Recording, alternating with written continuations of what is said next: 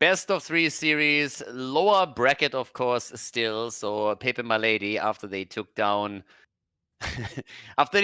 Washed Up in the winner bracket, they wanted to go for another challenge. They intentionally lost the next match in the winner bracket to find themselves against. No, I'm just kidding. So they have to go after they took down Washed Up. They needed to defeat Last Dance in the best of 3 series, which in and of itself is already sounding pretty much impossible. But again, they won against Washed Up.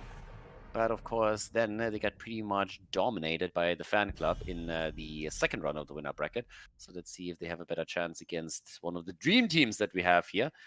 But yeah, again, it's still lower bracket. Last Dance lost as well. They lost to Feel the Heat. Yeah. And they now have to try and make their comeback and put themselves back into contention as pepeMLady target Chris and remove that false stat. On the other side, we see the Urel removed. Wobby respecting it so much. He, of course, likes it himself, but respects it so much that he just bans it away because he doesn't want to play against it either. All right, so with that, now we have also All Direct Pass the next ban coming in. I mean, again, this is a map that we have actually not seen in the tournament yet. So that's kind of important to note here as well. It's a map where it's pretty much drawn out, especially around the first objective. You usually have teams waiting until they have level 7 abilities, sometimes even level 10, before we even have a move over to one of those prisoner camps. But here's the ban on Ana, so she gets eliminated. It's a little bit surprising to me that no frontliner has actually been targeted by either one of the teams yet. No ETC or Johanna here. Yeah, we pointed that out against pepeMLady previously, that oftentimes against them you see ETC and or Johanna both banned. There's the ETC ban finally. But even against Breeze, I could have seen some frontline bans. Yeah. So it's a bit surprising that instead, I mean, again, the globals have been dominated. Chris has been playing Forces the entire time. So yeah, you have only 2 bans available early on. So it kind of makes sense. You have to pick your poison.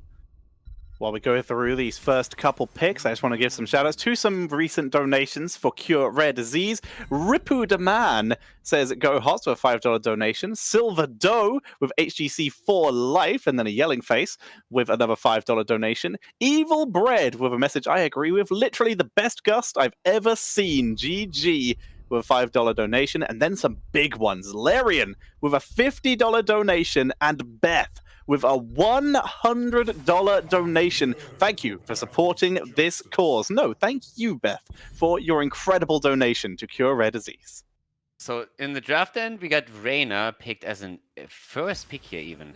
Yeah. And there's the Johanna pick. So Reyna is a first pick, probably going to be an Exterminator play after all in an attempt to take those objectives down whenever they spawn. You have also, of course, a bit more boss control on the map since 2 of them will spawn here. And Johanna plus Rhaegar. But Wubi is already on Imperius. You have Chris on the Tacita, which has been a fallback for them the entire time as well. So those are some serious early game picks for them. And the combo that we had with Imperius in the past, where Breeze played any tank that gives him a stun, Wubi on Imperius, and the 2 of them just absolutely demolishing opponents. I mean, it could even be a Diablo setup for them here, is super terrifying because everyone else on the damage side has always reliably followed up on those stuns and gotten quick kills in. So it's going to be incredibly rough to play on the front line for pepeMLady if you go up against that double CC setup again. And I'm pretty sure that Breeze will lock in another CC tank. Good chance you will be right here as we see the Cassia removed. This would, of course, have been very hard to deal with. You're running a Bloodlust composition, you suddenly get blinded. And, of course, that armor from Cassia makes it very hard to deal with as you're trying to rush it down. So what is going to be this big CC tank? We have Muradin, Diablo still available, solid picks here. Even a Nubarak, but a Nubarak versus Reyna is rough, to say the least.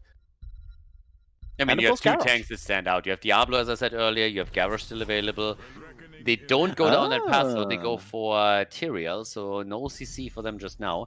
But we now have Malfurion and Tyrael, and we got Poik on the other side, so this is pretty much screaming that potentially it could be a Tracer pick here for them too.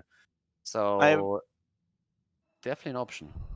I love how this tournament has, once again, followed the trajectory of every Heroes tournament that has ever existed, and that is Tyrael's kind of ignored for like the first couple days or first couple rounds, and then suddenly is the meta as he returns once again. We're going to see Li Ming and Blaze as the final pickups here. Blaze Johanna, of course, classic combo, and they've given themselves A very solid, very safe draft for pepeMLady.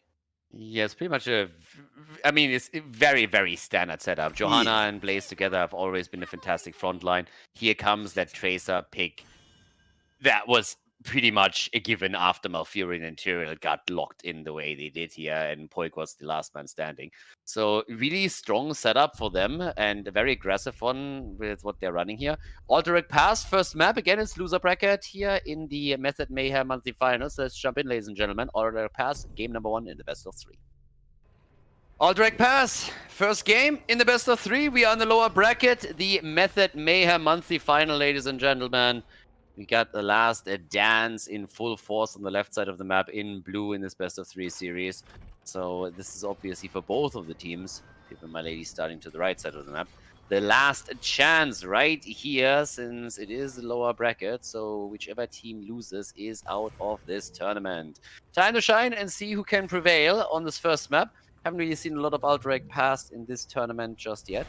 But a very aggressive draft and a very mobile draft also for Last Dance, as Poik is taking this quite literally and is going to try and dance around the opponent pretty much all game long.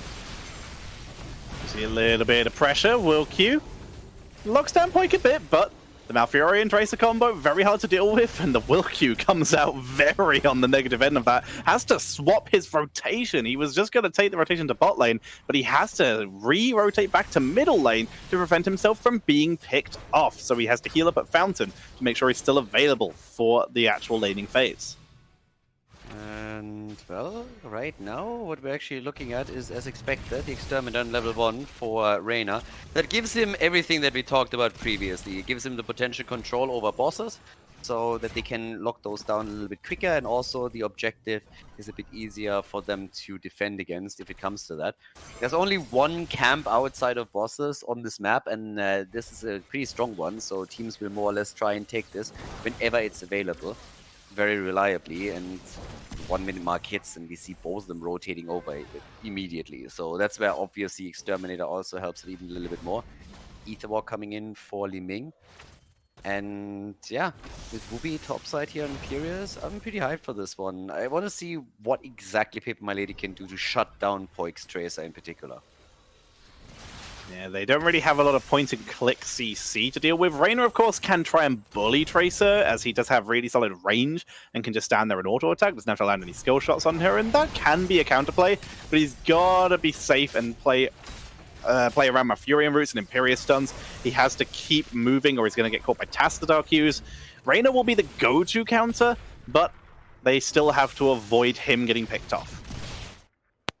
Bit of a push in the middle already. I mean, the force wall is already out, but the rest of the red team is now rotating to also make sure that there is no actual damage being done here. And Tracer is just still waiting in the shadows the entire time. We got level 4 abilities. That means for Tracer, the normal setup with level 1, 1-2 punch, level 4, the pulse generator, and of course for Li Ming by now the term for it, which has been established as more or less the standard talent on level 4 for Li Ming, even though you can still go into dominance and other options here, but it has become at least the most picked talent on that level. But now the prisoner camp is coming up. We'll see if they go for it early on. Usually, as I said, teams will wait until level 7 talents at least before they make a play for it. A Bootman, $100. Thank you very much for Cure Rare Disease. As we do see the positioning aggressively taken by pepeMLady, taking some of the Leafs out of field. The Heats book as they pile on the pressure and move into a position to try and hold that prison camp for the early game. That's a very early commitment here. As I said, usually you have most of the teams really waiting for level 7 because the danger is that your opponent soaks it before you do, and then you're going to be in a lot of trouble on that. So they are moving in with 4, and Tassa is taking the camp in the meantime. So that's already one big difference. So one team takes the camp, the other one doesn't have it. That's a huge deal here. And there's the kill as Poi comes in and puts the finishing touches onto Jimmy, takes him down, and, well, camp hasn't been taken either. It's another 5.6 seconds missing, and now look at exactly what I talked about. Level 7 is already there. They're falling behind in their talent, and Imperius is still topside. This is a great start into the game now for Last Dance. Well, Q eats another shot from Chris, who's really piling on the pressure with the Shockwave. Pulse Bomb plus Forceful means Will Q has a rough time getting out, but he will survive. But that's the entire front wall taken out, and now with a level 7 advance, with level 7 on the side of both teams, but a level advantage for the last dance, they're going to heal up, and then, if they want to, they can try and move in for this objective. Poik is already setting up for it. Yeah. Ooh, that feels bad. I mean, again, Malfurion is there, it's going to help him out, but obviously getting chunked on pretty heavily here. But yeah, they have the lead in experience now by nearly an entire level, and with Whoopi still sitting at the top side, this is looking great for them. Even if they lose the objective here, it's not really that bad just yet. I mean, this is a mad lead. They could theoretically even get the level 10 with this. Nice lockdown from Zelia, and immediately Chris coming in with Tacita capitalizing on it. Whoopi coming in from the top. They're going for Will Q. He gets the shield out, but they're all so low, and Tracer is chasing them. That's going to be at least one kill. Reyna down, Johanna dead. The triple baby as Blaze falls. Oh my god, what an opening into game number 1. That's rough. That's really, really rough. They found their opportunity. Like you said, the double route from Zelia set up into the shockwave from Tacita. We get everyone to the point where that fight was over. And they push in. Last Dance are holding the objective, and they're going to be able to get the first cavalry camp in against pepeMLady.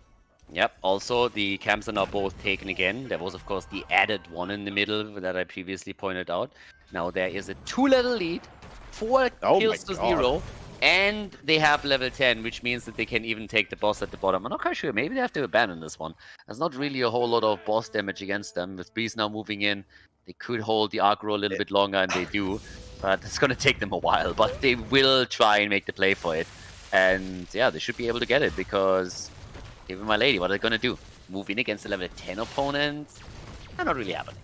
Yeah, they're still doing the boss. Like you said, it's going to take ages, which means they're missing a little bit of push potential as Tyler loses half his health. But they're going to get it. They're not going to be stopped, which means even more push potential in this bottom lane. Boss is finished by Poik, who got the shield from Tyrael. And yeah, with level 10, Cavalry still alive in every lane except top lane. They're going to try and get the front wall here, but... yeah, very greedy play by the Last Dance, but very calculatedly greedy. Yeah, exactly. You have the level 10, the worst thing is you have to move back from it, and if you have to move back, it means your opponent commits to defending the boss, and that means they can't defend their structures. So either way, it's a win, as long as you don't lose your heroes or the boss, so it's fine. And, well, the fort at the bottom of the map is already down. We are 7 minutes in, first fort has fallen, the one in the middle is on half HP, boss is still pushing. This is a massive pain drain that is picking up momentum here and is headed towards the red team's base. Chasing down. Boss almost finished off, but it already has got value here. Second fort gets taken out, and that's a double fort play for the Last Dance on the first objective of the game with a 2-level lead. They have put themselves in a great position, and we're barely even started. They are already getting a solid lead at 7.5 minutes. As they continue to put pressure onto the last remaining lane before. While in the meantime, Chris and Malfurion are just going to start working on that camp. But can they finish off Breeze? He's Tyrael, so no. Yeah, gets the Sanctification out. As they committed a lot of ults, so it's not even a problem for him to commit to his own. So at the attempt to go for boss topside, they want to go for some aggressive plays, and that's one of the few that they can make here. But already Poik is dancing around, looking to see if he can maybe even get a kill. Misses the bomb this time, though. Could fall here. Makes it out. Oh my god. And the boss is leashed. This is just horrible for the red team. pepeMLady. So much trouble right now. They really, really thought they had Poik, but Poik living on the edge, they have a multi-man Moonfire, and the Tranquility keeps Poik alive. The greed from pepeMLady, thinking they were going to get their first kill on the board and could capitalize with the boss from there, leash the boss, and Tracer lives. They get nothing. Celestial Charge on Will Q, going to bully him all the way off the point as the Last Dance look for another objective. A little bit worse than that, because in the middle we see that now the entire wall is taking some damage. Whoopi gets finally shut down. That's at least something that they can do here. But yeah, it's a tricky situation to be in right now, so really rough. Now, the prisoner camp is up, and there is the early lead with the level 13 talent that they now hold. So that's something. But how much further can they push this? If they get another objective, they might even start to take the first keep down now. So the momentum swing is insane. I mean, again, Imperius is still dead, so it needs a little bit of travel time to come back, but it's not like the red team is making a big play. They still need the level 13 talent, but Imperius being out of commission at least allows them to go for that. Yeah, they need Wobby back before they can really make any kind of hyper-aggressive plays. So that's what we'll be seeing for now. Everyone just playing nice and playing a little safer. They're even going to take another camp here because they have full vision of their own objective, so they don't have to worry about that being taken. As we see that camp, which will be taken after the camp pepeMLady, will be defending under towers, and they will have a lot more freedom to move back onto this objective and try and pick it up. Yeah, Rega got wrecked, so that's another 15 seconds that the red team is without the support, and that's obviously plenty of time to make another play for the prisoner camp here, especially if they can get a follow-up kill, and they are heavily pressuring Jojo, who turns around with a Blessed Shield attempt, that, by the way, misses, so no Blessed Shield for her here. Still a 2-level lead, and they are likely to pick up that next objective, so things are not getting any better, and Poik is moving topside again. He's just like, boys, there's another one. I found another boss. Yep, they're going to take it the exact same two, but this time they bring everyone up here. They actually do want to push with the objective. Pulse Bomb, because it's just such a short cooldown, going to be able to pick that up very quickly. As they will grab themselves a boss, which will push with cavalry. Gore Rider's going to see it's happening, but that makes zero difference, as they're just going to begin to push in. Forceful, in fact. They're going to try and look for Wilq, but they do not land the Shockray. This is honestly insane. This is the second objective, and it's the second time that they are able to win it plus take a boss at the same time. They're 2 levels ahead, and they're just murdering through structures. It's crazy for first game. The fight on the other hand, Wilq dies too. It gets worse and worse and worse. Thatcher, make it stop! Make it stop! They're dead already. Give it a few minutes. I think it'll stop on its own as we see the last dance pushing in to start taking keeps as they pile on the pressure. They've been making great use of this holy ground from Breeze. You can't iron skin a wall as we see another pickup onto Li Ming. Poik diving in, and now with the cavalry, they're looking to take double keeps. Bot lane, the only lane about to have any kind of defenses here, as right now that core is about to become very vulnerable. Yeah, 2 of the keeps are down, 2 of the armor shields are already gone. 16 seconds on Li Ming. The core comes in too. The boss is still alive. They're speedrunning this. We're 12 minutes in, and this is not looking pretty at all. 8 kills, 9 kills to 1, 10 kills to 1. Wer hat noch nicht, wer will noch mal. Jeder kann mal rein. Off we go. That's another one nearly coming through as Dyla barely makes it through the gate. They're going for the core, and this is going to be the lead in this best-of-3 series. Oh, Blade! Just barely able to bunker up and jet propulsioning out, but of course the outcome of the game is still the same. This is a victory for Last Dance. GG and well played.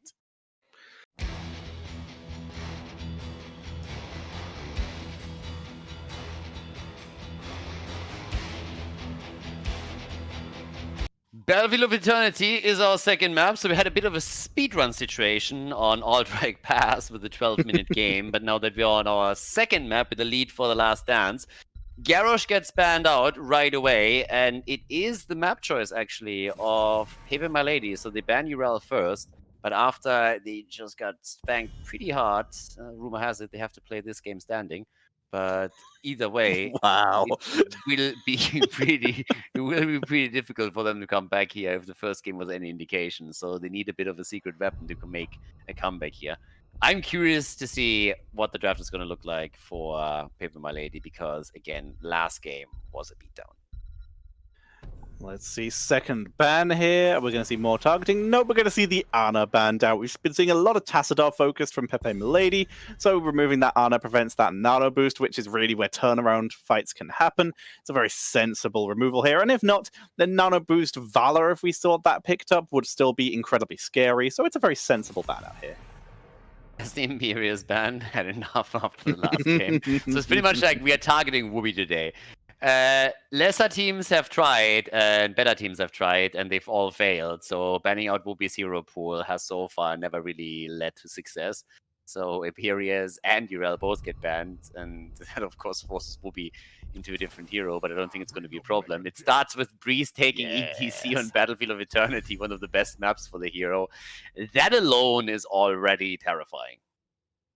It really, really is. That ETC is very, very scary. But we do have Johanna still available, who is the go-to counter for ETC because Mosh interrupts, and I would not be surprised to see that picked up by the Will Q. He is a very good Johanna. I mean, I expect Johanna at this point. They played it before. They love to play it if they don't get ETC, so it wouldn't surprise me. There's Li Ming plus Malfurion as the opening for them. I kind of like this. It doesn't give them as many Mosh interrupts as some other supports would, but it's good mana regen for Li Ming, meaning she can spam, and it's also denies the Tracer play.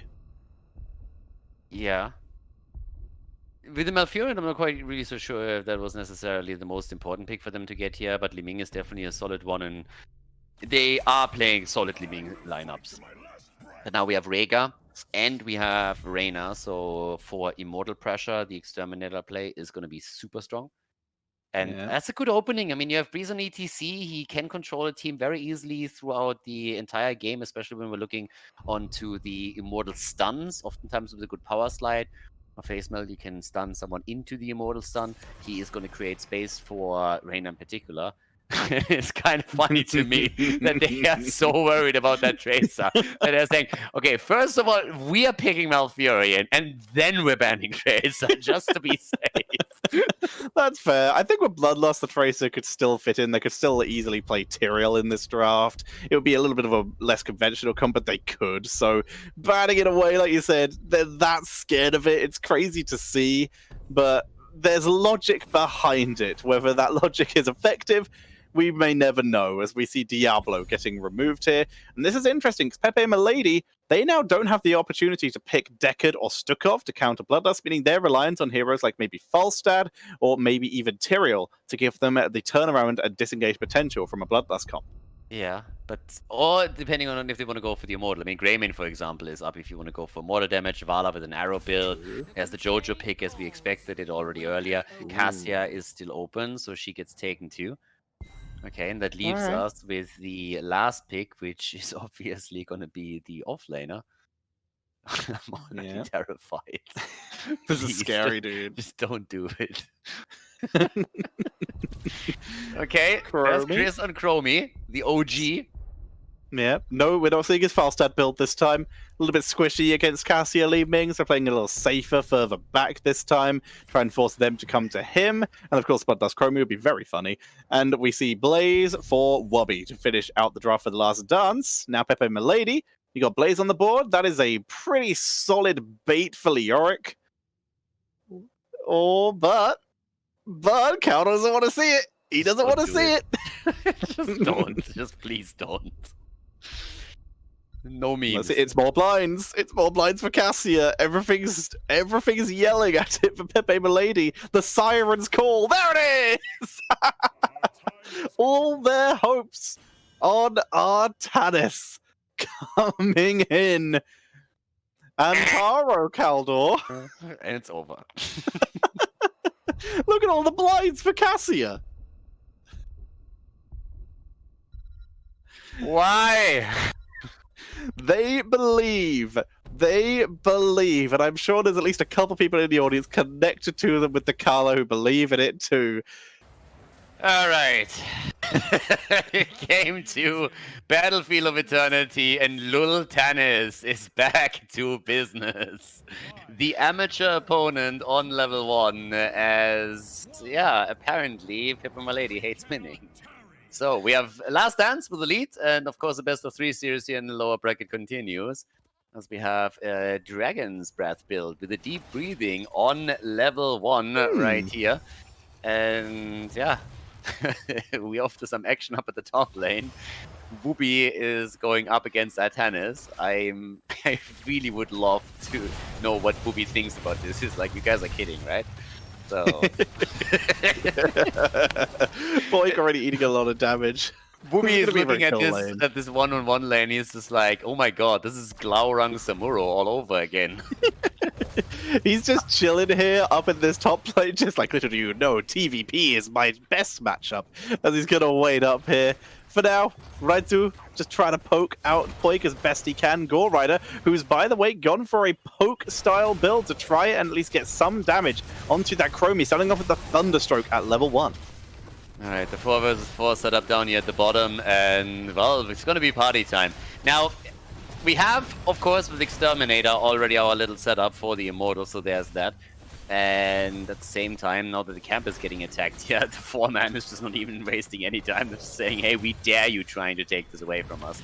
So easy peasy camp taken, good for them. And yeah, that's off to a good start for them, so nicely done. Get the camp control at the bottom of the map, top side of course. That is still where we have a camp up, and Rhaegar and Jimmy are both rotating over to take the second one as well. But we have a few players on the red team side splitting off 2 to try and contest that. Nicely done with the rotation there. They hide the vision, but they're not showing on the map. Kind of gives it away. But here comes the entirety of the Last Dance. They're going to try and turn onto Breeze here, but they missed the Thunderstroke. And Breeze able to back away. But that distraction is enough for the camp to be taken by the Last Dance. They get both camps. A little bit of extra experience for them. ETC now down at the bottom of the map. The swap was good. Gets immediately moved out. Yeah, no, okay, so let's talk a little bit about Atanus just really quickly. So generally speaking, if you want to get value out of Atanus, the problem is not that the hero is totally useless. The problem is that the hero is bad in comparison to the other choices you have. That's pretty much the issue. So if you really want to get a lot of value out of the Atanus pick, you need to have reliable swaps. If you are able to get those and follow up, you can actually make that work. But that is an incredibly unreliable position, and you don't have a CC on your offlaner either. Whereas, for example, the Blaze pick that we see for Last Dance offers a reliable CC and really decent wave clear. And just having the amateur opponent on level 1 doesn't really make up for that. So even on Battlefield of Eternity, that doesn't give you enough value. And that's a huge problem. So Atanus very much hinges on those lucky hits where you get, for example, a swap against an offlaner, and even then, if your team doesn't follow up right away, all you did is swap yourself into a pretty shitty spot where you might die. Yeah, we tried to see Dyla position himself so that he would stop Wobby dashing out, but he was just short of the angle. Zezabos, he's looking for Chris, and they're gonna move into the aggressive position here with Reyna racing against him, so it's currently a 5v4 right into the boss stun. Easy peasy breezy as they try to focus, but Gore Rider is tanking this. Yeah, so at this point they're starting to move in. Whoopi also getting a bit low, but again, they win the halftime show without any problem whatsoever. So they have Jimmy that can do the damage here. They got Rhaegar together with that too. And now they can easily burn this down. And of course, Cesarboss is the one trying to get value out of his level 1 talent now on the right side, but that's still a bit of a slow approach. Might even be able to do something here. The poke that exists on Last Dance side is a bit slower if they don't fully commit with Jimmy into auto attack range. But that's exactly what they're doing right now. And this thing is getting murdered very, very quickly here. So they win the first one. They lock down Jojo, try to go for another kill. But that's the objective safely secured right now. And potentially a kill against Johanna, who barely gets the shield back up. But there comes the kill as Chromie comes in with the Dragon's Breath. Nice little pickup. Chris picking up what is technically the first kill of the game. Now here's the counter attempt onto Breeze, who is in no man's land. Why is he here? As he's going to be chased down, but with the slowing totem from Xaylia over the wall, Breeze gets out and will be able to join his team in top lane. All right, so level 7 talents in, and has a level lead and level 7 talents, so it doesn't make the situation any better, obviously. You go up against an opponent that has a big Immortal. There's a flank of Whoopi. They're trying to go for Dyla here. Malfurion is in trouble, and the Immortal stun on Jojo. Dyla's still low. They won't be able to lock him down. Not just yet, but they're getting more damage onto Johanna herself, who also gets nearly murdered here. Cesarboss with another attempt to get a swap. That didn't work out. Their fort is gone, and yeah, they're even losing some hit points over on the first turret here. So, tricky setup. Really, really tricky situation now already for the red team. Yeah, Chromie's done, by the way. She's yeah, that's that too. breathing. So Chris's damage output is kind of crazy now. He just half health to Inzu with 2 Dragon Breaths. So, yeah. Not bad. He's got to Pro Loop now. There's the flip onto Breeze, but Cesarboss, well, he's going back for the party, but no one's in position to follow up this time. Yep, and of course, I mean, locking down Breeze is not going to be easy for you. Again, swaps are nice, but you need CCs, and that's something they don't have outside of the Malfurion route and Johanna, with, of course, the slows that she provides and the Blessed Shield they down. And that's one of the big problems if you're going into an Artanis pick over anything else. So right now, they at least try to get the camp down here. There's another swap attempt. It's, of course, going to get even trickier later on when Chromie can go into a timeout. But for now, we just simply see the top lane getting pushed by the camp that was taken, and someone has to respond to that. But they make the play for Johanna again. Cesabos is up here at the front. Breeze went a little bit deep for this one. Needs to be careful here, but it's still fine, and Chris gets additional damage connected. And talking about connecting, Whoopi with another jet propulsion gets a lockdown. There's a swap, and Cesabos does what Artanis does best. He dies. Cannon for Goran is desperately trying to do enough damage to finish someone off, but no one's weak enough. They can't do it. Rizzo is sieging in, just waiting for someone to be low health, but the sustain is too good right now. They cannot get the damage output in.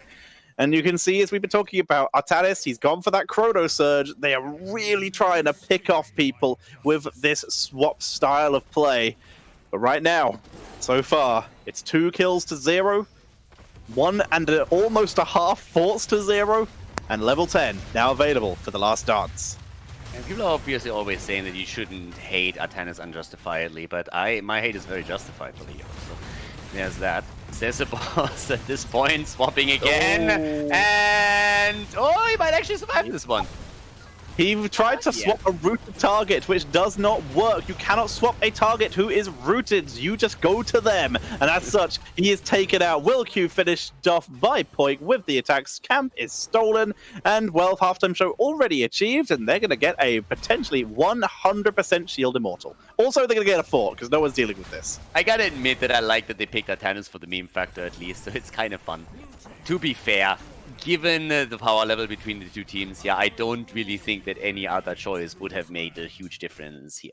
But I don't believe that Artanis is really a good pick for them in any kind of setup. But either way, let's get a little bit away from that. So far, of course, it's more so the coordination than anything else that really makes the difference. And with 4 kills to 0, we have Cesabos at least coming out with a bit of a sneaky swap here, trying to swap him over the wall. So that could have been the end of Poik if he connects that. But they are really in trouble because they're so far behind. They finally have a level 10, and that's a bit of a difference. Now we're already looking at, for example, suppression pulls, and that can, on the defensive side, definitely help you to, keep that keep, for example. Wilq is coming in, trying to also lock a potential blessed shield down. Needs to be careful. Bunker is out, and slide for now. There's the Blast Shield. They're going to try and get it. Aurora Loop onto the Wilq as Goretta comes out. Bloodlust for the turnaround. Wilq's already deleted as the boss is continuing to focus down the keep. The incredible job from the Ball Lightning almost finishes off Poik, but he just steps back and out of range as, well, that's still over a half health immortal. He's going to try and end. That's a bit early to end. 9 minutes in, the death timers are so low. I don't really think you can make that play. Okay. Yeah, the death timers are too low. That's the problem. Johanna is going to be back in just a couple of seconds. But that's 5 kills against 0. And by now we have... Artanis, by the way, has 7,000 damage on the offlane. Oh, that's... Oh. So, Malfurion has 6,000. Oh, no. Just saying. No. Again, that's the offlaner that we're talking about. But Breeze... Now we'll slide in as they... Oh, the mosh pit! Oh. Yeah, he wants to dance and he gets the dance. Oh, Richu! Nice! He died anyway. We just shoot him after the swap. He just swapped Reyna into range of Liming and the penetrating round killed Liming before Poik goes down. Artanis just killed Liming. Artanis gets the swap and just like, yeah, now you're next to my Li Ming. And Reyna's like, all right. 1 kill. Well, 2 kills to 6, level 13 to level 12. As right now, the Last Dance are outplaying pepeMLady. pepeMLady are putting everything they have into this, but they are not able to take any convincing fights. They finally have some kills, and they're close to level 13, where they're going to have another chance to bring themselves back in. They've only lost 1 keep. Oh, this is bad. This is a Conclave Ram. Zalia dodges. And this is not a good spot. Breeze gets caught by the root. They're going to try and focus him down, but Sensible's just getting bodied. There's a great blind. They're going to try and take down Breeze, but he's just tanking it with Block Where's Party. that mosh pit cooldown when you need it, huh? Let's shield. Oh, the slide! And here we go! Bloodlust! The ball of lightning doing work on the other hand. ETC in trouble, goes down, that's the reset. All of a sudden, Li Ming can come back, trying to go for point. Richu with 30 HP! 30 hit points. Stay away Where's from Artanis? Raizu needs a little help. As we see Poik getting focused. Sesabos tags it. Raizu, he almost finds the Dragon Breath, but everyone's too low. Sesabos wears the shield of cooldown. Nice wraparound from Gorrider. Picks up the kill. Down goes Rhaegar. And what's that? Is that a fight that's won by pepeMLady just in time for the objective? It is. Someone needs to deal with the catapults, though. Johanna's going to be the one to deal with that. Yeah, Jojo's gonna take the catapults, but that is now... That's where Artanis shines, when everybody is dead and he can focus on the Immortal. So now we all of a sudden have a bit of momentum going for these boys. The halftime show is definitely won. 10 seconds until Jimmy is back. Maybe a chance to bring this back right now. Comeback time, 14-14. Now's the time for them to run back and grab Fountain, because, oh boy, do they need it. They're going to go grab their own Fallen Shaman camp as well, get maximum value. Li Ming's finally able to port. Artanis fountained up. He's going to heal back up to full.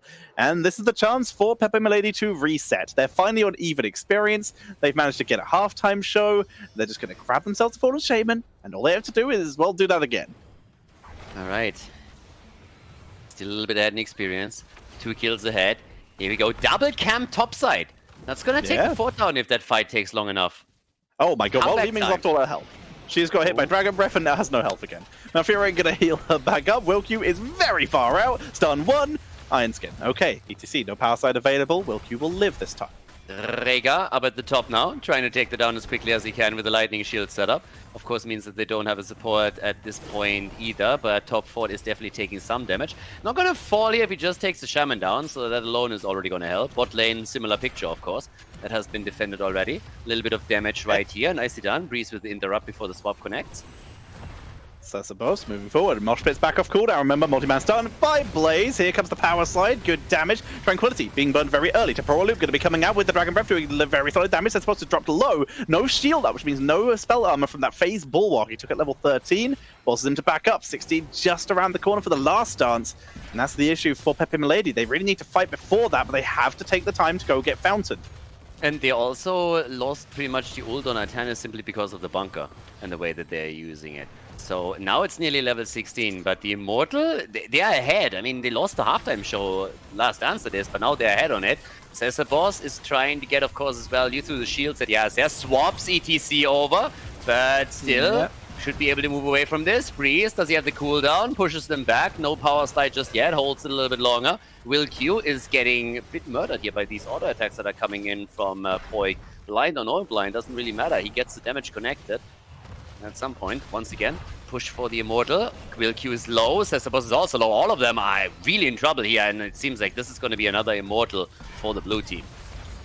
Yep, there's 16. Sesabos actually caught by the Earthgrass Totem, and he will drop here, most likely. He drops the blind, but that's only going to buy his team some time, but it might not be enough for Gorrider, who gets caught by the Temporal Loop. He will make it behind. Nice use War Traveler. Not so lucky for the Wilq, who came back to try and eat some of those shots from Kroby. But that is going to be the Immortal, 2 kills, and almost certainly the second keep going over to the last dance. Yeah, the catapult's actually taking the tower down in the middle. Nearly. A bit more hit points left on this one, but of course the keep up at the top is likely going to fall. It's another 18 seconds until Jojo is back to the game, and with the catapults now pushing in 15 minutes into the game, this could very well be the end of it, especially with Malfuri now being down. The keep already gone, and this is not looking good. pepeMLady is in real trouble right now. They're already down 1 game, and this is looking like another victory for Last Dance, which would mean a 2-0 and the end of pepeMLady in this tournament. The shield is gone.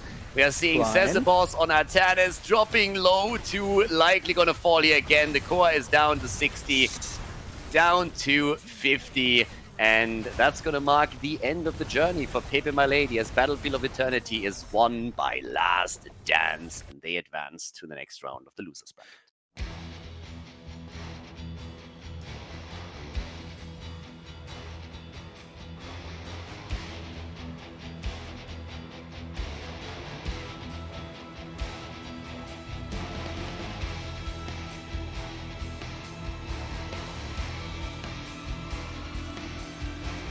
Thank you everybody for watching the video today. I hope that you enjoyed the show and the commentary.